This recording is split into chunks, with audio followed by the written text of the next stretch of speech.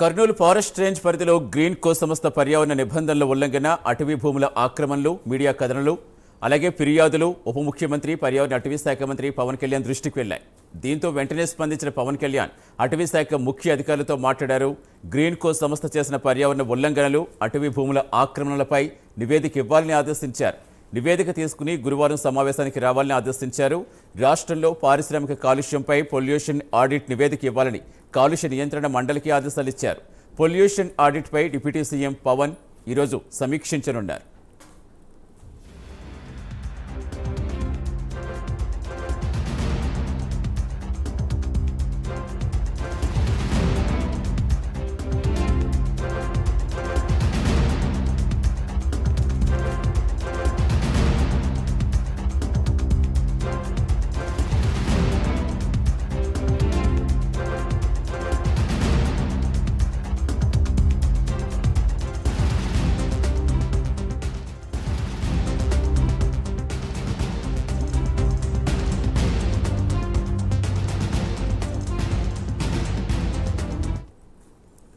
Kurnool forest range పరిధిలో green కో సంస్థ పర్యావరణ నిబంధనల ఉల్లంఘన, అటవీ భూముల ఆక్రమణలపై మీడియా కథనాలు, ఫిర్యాదులు ఉప ముఖ్యమంత్రి పర్యావరణ అటవీ శాఖ మంత్రి పవన్ కళ్యాణ్ దృష్టికి వెళ్లాయి.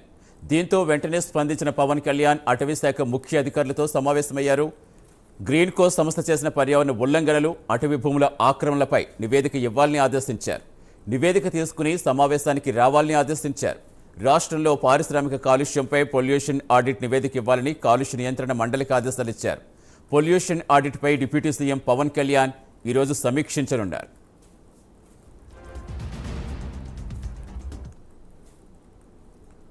పూర్తి సమాచారం ఇచ్చేందుకు మా అమరావతి బ్యూరో సాంబశివరావు జరుగుతున్నారు. Good morning Sambasivarao. ప్రధానంగా ఈ పర్యావరణ అటవీ భూములు కావచ్చు, అటవీ భూముల ఆక్రమణలు కావచ్చు అంటే ఎంత మేరకు జరిగాయి, అసలు ఏం చెప్తున్నారు అధికారులు, ఈరోజు ఎన్ని గంటలకి సమీక్ష సమావేశం ఉండబోతుంది?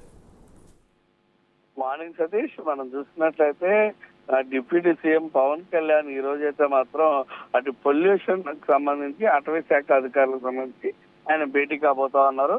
ముఖ్యంగా మనం చూసినట్లయితే రాష్ట్ర వ్యాప్తంగా అడవులు కావచ్చు, మడ అడవులు కావచ్చు, అదేవిధంగా కొండ ప్రాంతాల్లో, గిరిజన ప్రాంతాల్లో ఏదైతే చిన్న చిన్న కంపెనీల పేరిట పర్యావరణాన్ని హరించే పనులు కావచ్చు, అలాంటి కోవలకు చెందిన వాటితో పాటు ముఖ్యంగా మనం చూసినట్లయితే గ్రీన్ కో, మనం కర్నూలు ఫారెస్ట్ రేంజ్ పరిధిలో ఉన్నటువంటి గ్రీన్ కో సంస్థ పర్యావరణ సంబంధించి ఉల్లంఘన భారీగా చేసినట్లు, అదేవిధంగా అటవీ భూమిని ఆక్రమించి అడవిని కూడా నరికి వేసినట్టుగా కూడా ఆయనకి సమాచారం రావడంతో వెంటనే అటవీ శాఖ ముఖ్య అధికారులతో ఆయన మాట్లాడి గ్రీన్ కో సంస్థ చేసినటువంటి పర్యావరణ ఉల్లంఘనలు, అటవీ భూముల ఆక్రమణలపై నివేదిక తీసుకురావాలి.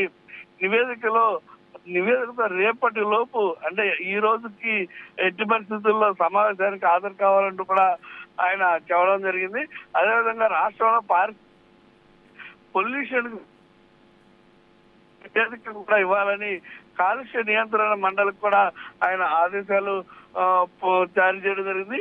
పొల్యూషన్ ఆడిట్ పై కూడా ఈ రోజైతే ఆయన సమీక్ష చేయబోతున్నారు.